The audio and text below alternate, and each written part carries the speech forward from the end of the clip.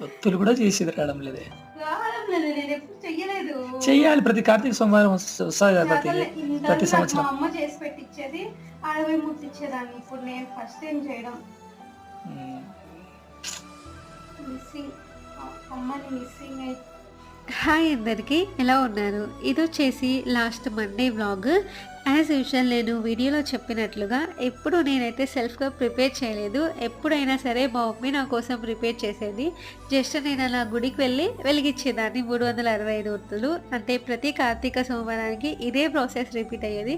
But this time I thought నేనే సెల్ఫ్గా prepare చేయాలని చెప్పి అందుకే ఇంకా 1 అవర్ కాన్స్టెంట్గా కూర్చొని అదే రోజు ప్రిపేర్ చేశాను. సో ఇది వినే వాళ్ళకి పెద్ద స్పెషల్గా అనిపించకపోవచ్చు, బట్ నేనైతే చాలా హ్యాపీగా ఫీల్ అయ్యాను.